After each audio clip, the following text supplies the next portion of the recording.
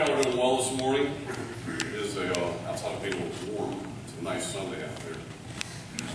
Today's scripture, I'm going to read from the book of Mark, chapter 16, verses 1 through 8. When the Sabbath was over, Mary Magdalene, Mary the mother of James, and Salome bought spices so they could go and anoint Jesus' dead body. Very early on the first day of the week, just after sunrise, they came to the tomb. They were saying to each other, "Who's going to roll away the stone from the entrance for us?" When they looked up, they saw that the stone had been rolled away. It was a very large stone. Going to the tomb, they saw a young man in a white robe seated on the right side, and they were startled.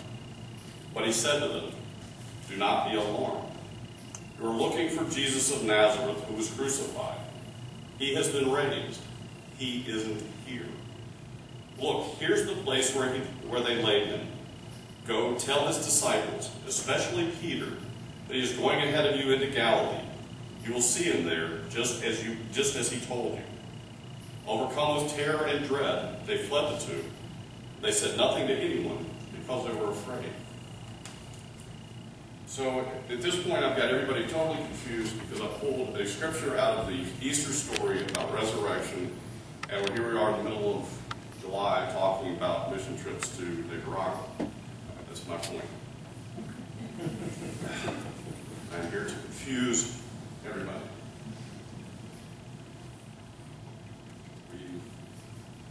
We have to get the faith in our voice. This is my third trip. I'm back from our third trip to Nicaragua. The trip was back in February. And one of the things that came from that trip was this scripture. This was the scripture that was used on the first Sunday worship service. And the scripture, for some reason, you hear things time after time after time, and every once in a while it'll slap you across the head. And this one did. And as we go through this, you'll understand a little more why. This mission trip and the unexpected gifts from God is the title of my message for today. It's a case for reflection and preparing for renewal. Helps if I turn it on.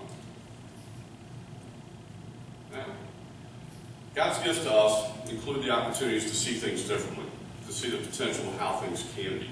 Much as this message talks about the resurrection of Christ, it also talks more about God's gift to us and the unexpected things that we aren't really prepared for. While the women expected to find Jesus' body in the tomb, they get there and the body's gone. The angel came, rolled the stone away, and Jesus has been taken away from where they expected to find him. If we open ourselves to God's wonders and God's works, then we see what God can possibly do for us. Just as women in their time of dread and terror were shown something different, a different outcome from what they expected. If we open ourselves to those possibilities and the wonders of God's work, if we open our eyes to the possibilities, and we see the potential of what God can do, if we trust God, then even our darkest hours, God will show us the reason for hope, a purpose to strive for, a gift of new life filled with love, joy, and that's if we open our eyes and let God guide us. Like as Lee was saying earlier, talking about missions, missions are a gift. The opportunity to reach out and touch someone else's life is an incredible opportunity. Whether we're doing it here and working with the Hope Lodge, the Joy Soup Kitchen, if it's in India, Nicaragua, or any of the thousands of other places that you can possibly serve, being in service to someone is absolutely an incredible thing. It opens up new relationships. You get to see new places. You have new experiences, shared experiences with people that you didn't know. You see new cultures. Even inside of Greenville, the opportunity to see new cultures, seeing people from different backgrounds is an incredible gift. Seeing people living life on their terms. The people in Nicaragua have an incredibly different life than ours. And if you've seen pictures from past years this year, you'll see more of the same thing. But seeing people living with what God's given them at that point and making the best of it as best they can. Experiencing the joy of working with each other. There is nothing in the world that sounds like it would be as much fun as digging a hole for a latrine. But having been able to do that more than once now, I can absolutely tell you just the joy of working with someone having fun, being in their presence is an incredible gift just by itself. The opportunity to communicate without knowing the language. And I was joking with Gary earlier today about how poor my English is. My Spanish is much worse. I have a daughter that can speak Spanish, and I have a hard enough time with English. But even being able to communicate with that. The final prayers on the last day that we were working in the community was one of the most touching things I've ever felt. And sharing God's love through that prayer, seeing each other, helping each other, just an experience that I can't really put words to it. So where were we this year? In past years, the first year that I went, we went to a small town called Hinotepe and worked at a town called Canas Blancas. Pardon me, my brain is leaving me. That was my first experience in digging latrines. I really thought I'd seen everything on God's earth that you could ever want to see. The second year, I went to a small village called El Chasmalar outside of a town called Nuevo Guinea. It's in the southeastern portion of Nicaragua. This year, we were in the coffee capital of Nicaragua, a large town called Matagalpa. Matagalpa is the economic center of Nicaragua.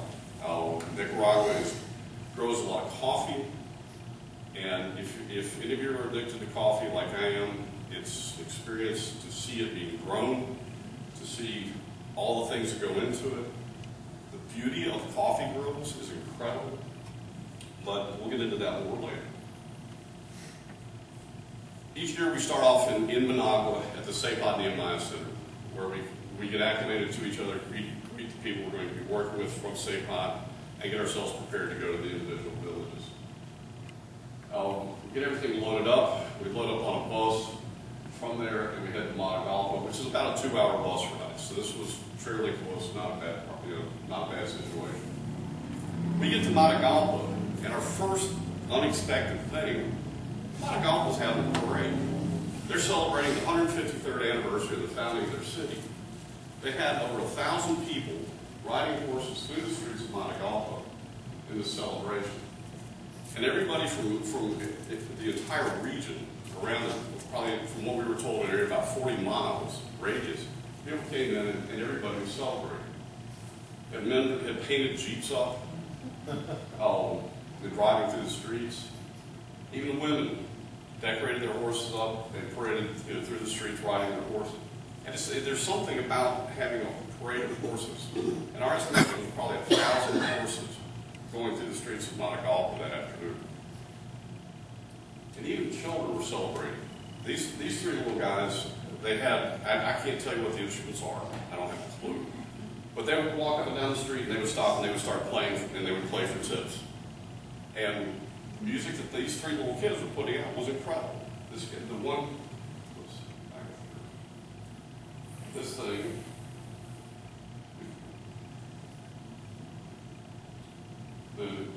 this thing was almost like an old washboard, as you see in bluegrass bands sometimes. One kid had a drum, and the other kid had a wood xylophone, like that. And they made great music. The rhythm was incredible, and it was just a lot of fun to watch them. And so this was the first experience we had in Matagalpa. We get to our hotel, which was a lovely place. The name of the hotel was Mana del Cielo, which means manna from heaven. And it was incredible. The last 2 years, we didn't have any hot water. The place had hot water. It had internet service. The lady who cooked our meals was absolutely incredible. Clean sheets every day. This is like we didn't have it in comparison to what we did the last couple of years. It really was. It was such a joy. And it's weird when you come out of a place where you're so used to the technology, and you get to Nicaragua with 2 previous years, you have no connection to the outside world. You feel very isolated and very uncomfortable in many ways. But fortunately with this, we had a little bit of tie to the outside world. We knew what was going on. We were able to find out that North Carolina State beat UNC in basketball while we were there. But anyway, I digress.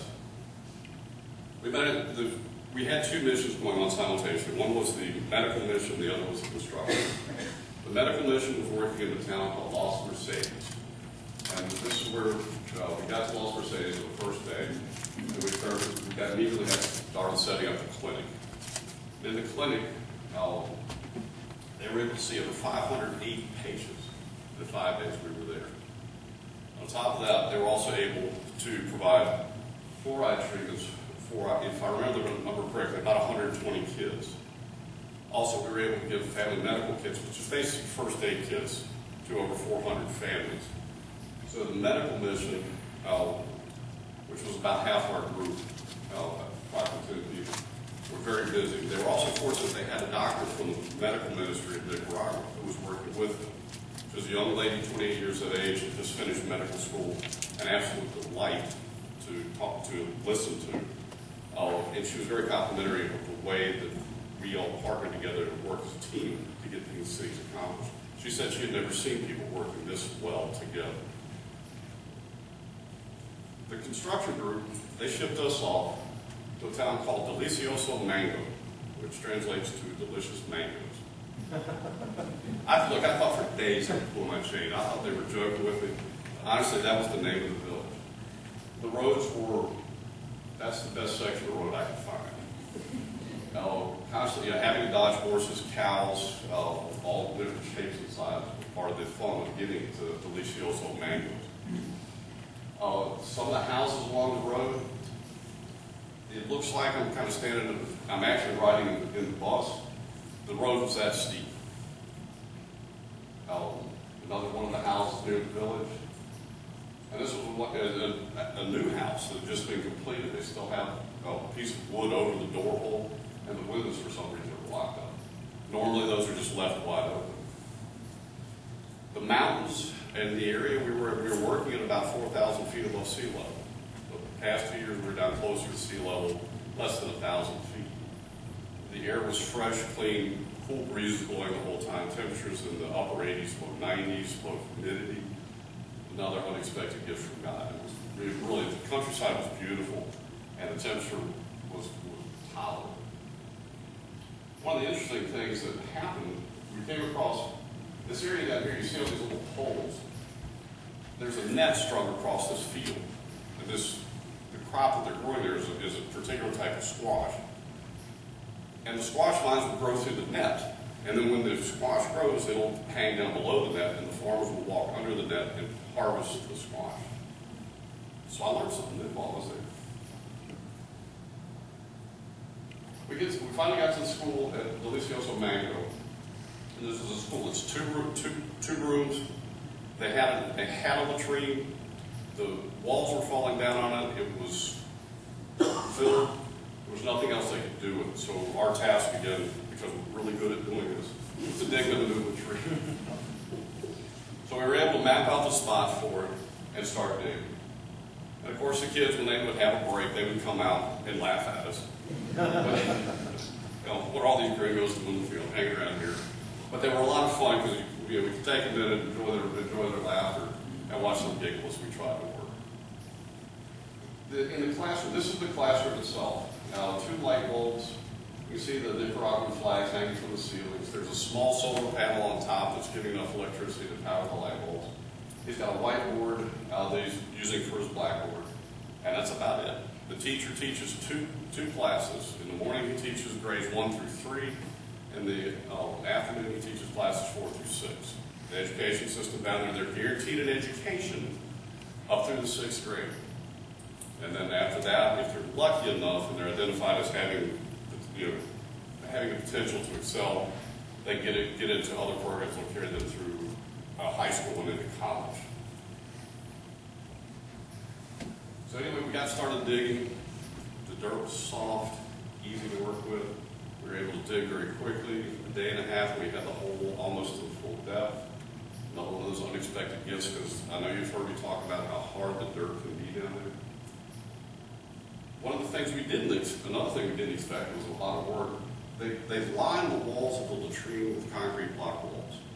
Not sure why, they never get an answer for it. But the truck that delivered the blocks had to park about 150 yards from where we needed the blocks. So we had to form a human chain to hand the blocks off. There were 300 blocks, so everybody got to do 300 repetitions of this. But fortunately, the kids from the school came out to help, the men from the village came out to help, and I think we had about 40 people out there hanging blocks up the hill to get them to where we needed them. So finally, this is as far as we were able to get. We got the hole dug, and we were able to get the first course of block laid before we ended up having to leave. The village will now come in, or another group from SAPOT will help them get the walls up, put the cap on the latrine, put the seats in, and then put the walls and roof on top of it. But that was, we would like to have been able to see it get further, but just circumstances didn't allow us to go any further than that. So what else did we see? Well, we saw the mountains right behind the school in Palacio Mango. Walk up to the top of the hill, the trees part, and this is the view. Which, you know, I love mountains anyway. Seeing this view, just, you know, I stopped, spent too much time sitting there just looking at that. It's an absolutely stunning view through there. At 4,000 feet, you can see forever. The coffee grows. Coffee grows there in the mountains. There's 3 tiers of cover for the coffee. You have the coffee growing down, the coffee shrubs are about this tall. They're 3 to 4 feet tall. Above that will be a level of banana trees that will provide shade for it. And then the old growth trees will provide a third canopy for it. So it grows in cool shade, and then they'll grow and start harvesting in November. We'll do another harvest in December and a final harvest in January. So they actually harvest the beans at 3 different times over the course of the year. Once the coffee is harvested, the farmer removes the outer husk, packages the beans up, and they ship them down into the plateaus of Nicaragua to be dried. All these little yellow patches here, it's all coffee beans. All these bundles back here, all of those are 100-pound sacks of coffee getting ready to be exported. All their exports end up having to go through either Honduras or Costa Rica because Nicaragua doesn't have a deep water port to be able to ship it out. But it is on the drive back from Matagalpa to Managua, you go by coffee processing facilities just like this. And they'll spread the beans out in the field. There'll be a guy out there with a rake, and every couple hours he'll just go out and rake the beans to turn them over so they dry to a consistent level. The markets, you see pictures of markets, and they don't do them justice until you see them live in person.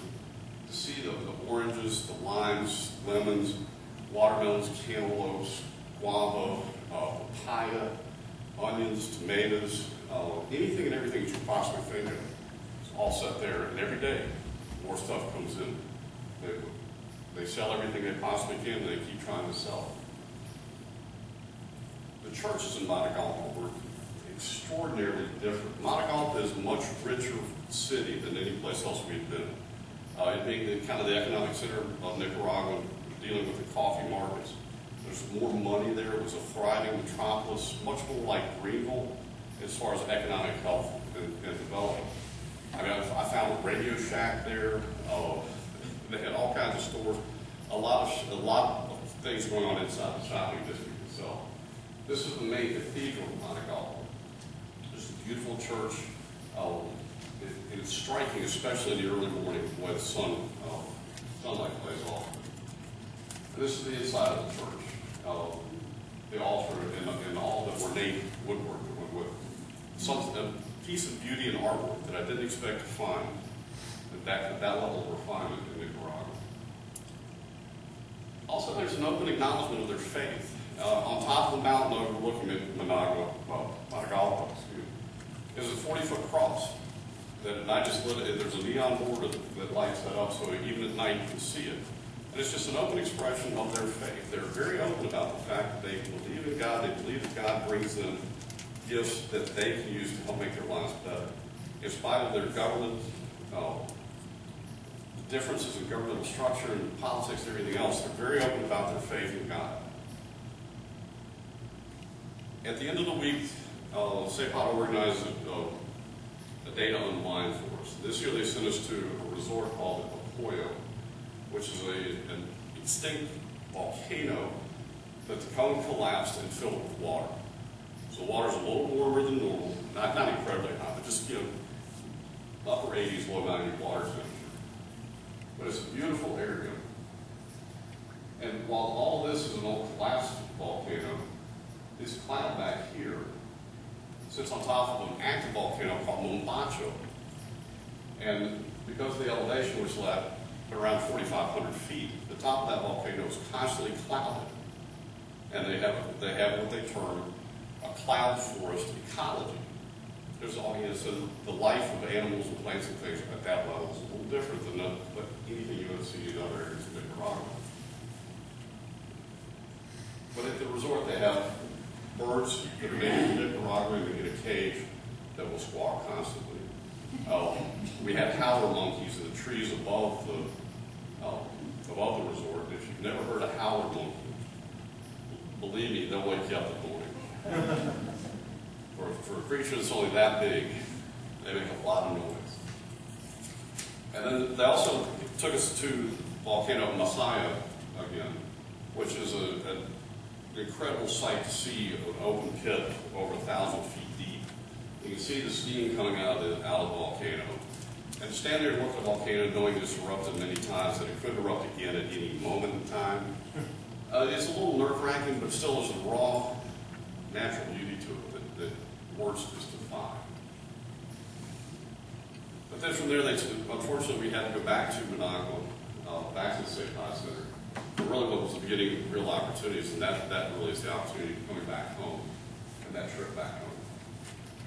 So really, what does all this have to do with the scripture and the message about God and the women in the tomb?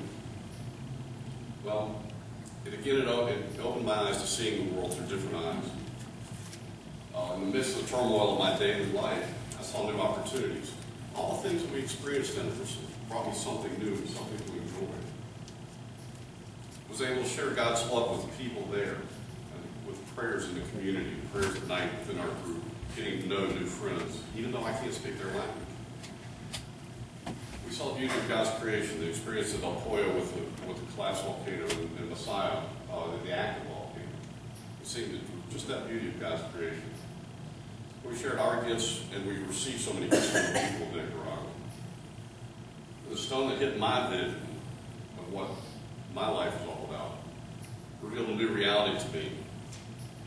And that reality, in having that stone rolled away, opened up a new day to me. And just like the women visiting the tomb, their reality was changed dramatically when they got to the tomb and God rolled that stone away and made it obvious to them that his gift to them was something greater than what they expected. And with that, I'll say amen.